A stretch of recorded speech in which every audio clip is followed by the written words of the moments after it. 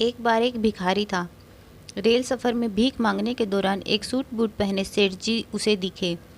उसने सोचा, यह व्यक्ति बहुत ही अमीर लगता है, इससे भीख मांगने पर यह मुझे ज़रूर कुछ न कुछ पैसे देगा। वह उस सेठ से भीख मांगने लगा। भिखारी को देखकर उस सेठ ने कहा, तुम हमेशा मांगते ही रहते हो, क्या कभी किसी को कुछ देते भी हो? भिखारी बोला, साहब मैं तो भिखारी हूँ, हमेशा लोगों से मांगता ही हूँ, और मेरी इतनी औकात कहाँ कि मैं किसी और को कुछ दे सकूं। सेठ ने कहा, जब किसी को कुछ दे ही नहीं सकते तो तुम्हें मांगने का भी कोई हक नहीं। मैं एक व्यापारी हूँ और लेन देन में ही मैं विश्वास करता हूँ। अगर तुम्हारे पास मुझे देने के लिए कुछ भी नहीं तो मैं भी तुम्हें बदले में कुछ नहीं दे सकता हूँ। तभी वह स्टेशन आ गया जहाँ उस सेठ को उतरना था। वह ट्रेन से उतरा और चला गया। इधर भिखारी सेठ द्वारा कही गई बात को सोचने लगा। सेठ के द्वारा कही गई बात भिखारी के दिल में उतर गई। वह सोचने लगा कि शायद मुझे भीख में अधिक पैसे इसलिए नहीं मिलता क्योंकि उसके बदले में किसी को कुछ दे ही नहीं पाता। लेकिन मैं तो भिखारी हूँ, किसी को कुछ देने के लायक भी नहीं हूँ। लेकिन कब तक मैं लोगों को बिना कुछ दिए केवल मांगता ही रहूँगा। बहुत सोचने के बाद भिखारी ने निर्णय किया कि जो भी व्यक्ति उसे भीख देगा उसके बदले में वह उस व्यक्ति को कुछ ज़रूर देगा। लेकिन अब उसके दिमाग में यह प्रश्न चल रहा था कि वह खुद भिखारी है तो भीख के बदले वह दूसरों को क्या दे सकता है। इस बात को सोचते हुए दिन भर गुजरा, लेकिन उसे अपने प्रश्न का उत्तर नहीं मिला। दूसरे दिन जब वह स्टेशन के पास बैठा हुआ था तभी उसकी नज़र कुछ फूलों पर पड़ी जो स्टेशन के आसपास पौधे खिल रहे थे।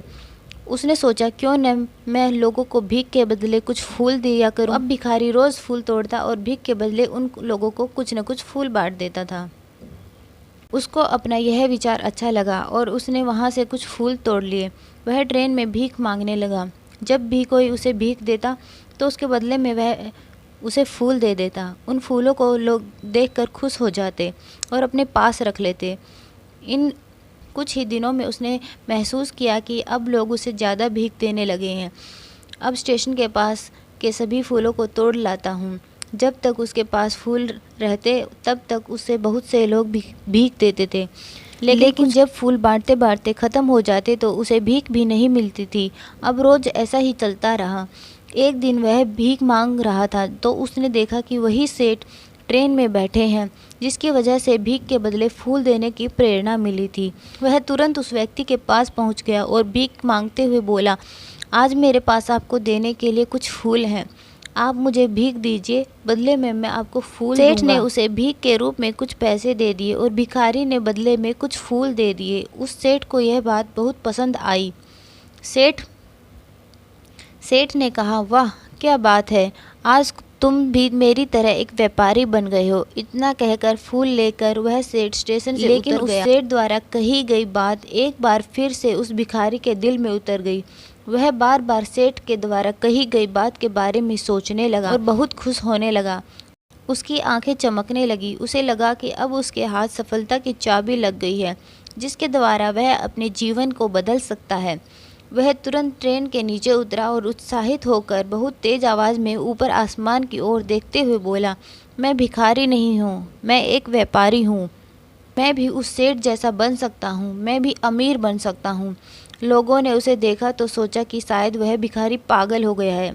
अगले दिन वह भिखारी उस स्टेशन पर फिर कभी नहीं दिखा। एक वर्ष बाद उसी स्टेशन पर दो व्यक्ति सूट बूट पहने हुए यात्रा कर रहे थे। दोनों ने एक दूसरे को देखा तो दूसरे से हाथ जोड़कर प्रणाम किया और कहा, क्या आपने मुझे पहचाना? सेठ ने कहा, नहीं, शायद हम लोग पहली बार मिल रहे हैं। भिखारी ने कहा, सेठ जी आप याद कीजिए, हम पहली बार नहीं बल्कि तीसरी बार मिल रहे हैं। सेठ ने कहा, मुझे याद नहीं आ रहा, वैसे हम पहले 2 बार कब मिले थे? अब पहला व्यक्ति मुस्कुराया और बोला, हम पहले भी 2 बार इसी ट्रेन में मिले थे। मैं वही भिखारी हूँ जिसको आपने पहली बार मुलाकात में बताया था कि जीवन में क्या करना चाहिए और दूसरी मुलाकात में बताया कि वास्तव में मैं कौन हूँ। नतीजा यह निकला कि आज मैं फूलों का एक बहुत बड़ा व्यापारी हूँ। इसी व्यापार के काम से मैं दूसरे शहर जा रहा हूँ।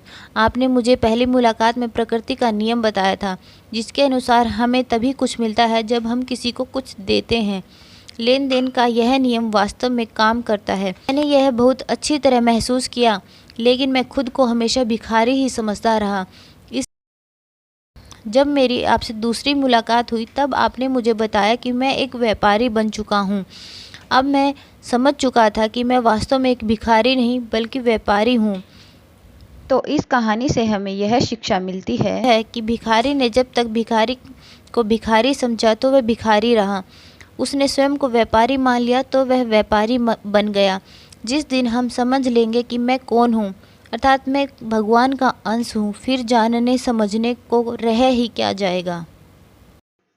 अगर आपको हमारी यह कहानी पसंद आए तो please like, share and subscribe our YT channel Panchatantra की कहानियाँ। Thank you for watching.